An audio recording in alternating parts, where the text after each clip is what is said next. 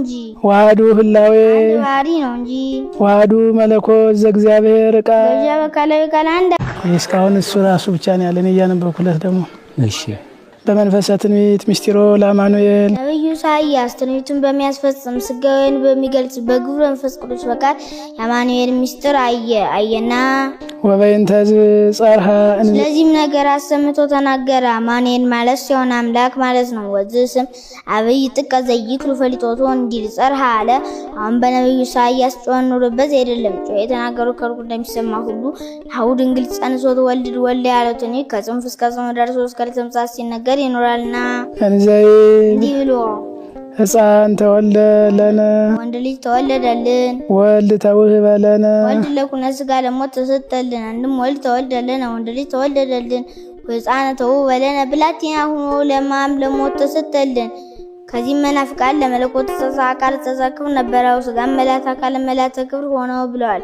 ምን ነው ለና አለባቸው ሳል ሱማዊ ወለቱ ባለ ነበር ሲላቸው በዚህ ይረታሉ። ሳሊ ለነ ቅድስት ወልድ ዘበላይሉ ሕፃን ዘበታይቱ ከሚባል ልጅ ጽኒት በድንግልና ስርጉት በቅድስና እመቤታችን ጸጋውን ክብሮ እንዳይነሳ ለምኝልን። አእምሮውን ጥበቡን በልቡናችን ሳይልን አሰርዚልን።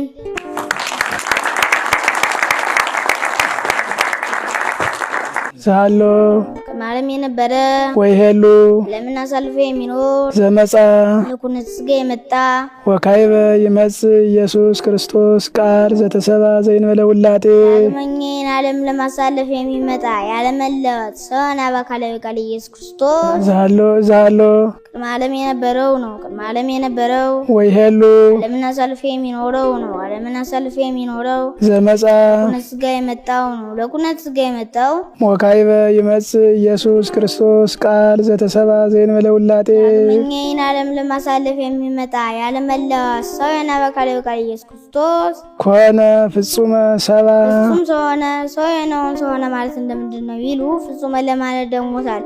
ያዝነወተ ነገር ነው።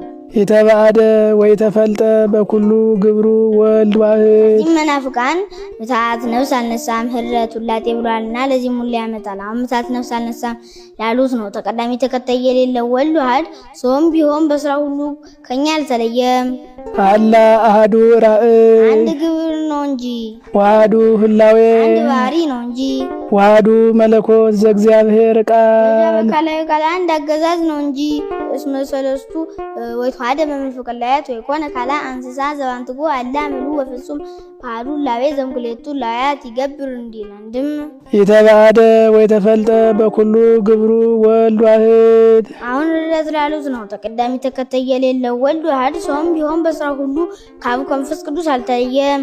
አላ አሐዱ ራእይ አንድ ግብር ነው እንጂ ዋህዱ ህላዌ አንድ ባህሪ ነው እንጂ ዋህዱ መለኮት ዘእግዚአብሔር ቃል በዚያ በካላዊ ቃል አንድ አገዛዝ ነው እንጂ መሰለስቱ ሁልቆ መለኮቱ እንዲል አንድም የተባደ ወይ ተፈልጠ በኩሉ ግብሩ ወልድ ዋህድ አሁን ውላጤ ላሉት ነው። ተቀዳሚ ተከታይ የሌለው ወልድ ዋህድ ሰውም ቢሆን በስራ ሁሉ ከአብ ከመንፈስ ቅዱስ አልተለየም። አላ አሐዱ ራእይ አንድ ቀለም ነው እንጂ ዋህዱ ህላዌ አንድ ባህሪ ነው እንጂ ዋህዱ መለኮት ዘእግዚአብሔር ቃል በዚያ በካላዊ ቃል አንድ አገዛዝ ነው እንጂ ውስተ ኩሉ በሀብት መለኮቱ እንዲል አንድም ሳሊ ለነ ቅድስት ሰውም ቢሆን በስራ ሁሉ ከአብ ከመንፈስ ቅዱስ ካልተለየ ልጅ ጽኒት በድንግልና ስርጉት በቅድስና እመቤታችን ጸጋውን ክብሮ እንዳይነሳ ለምኝልን። አእምሮውን ጥበቡን በልቡናችን ሳይልን አሰርዚልን።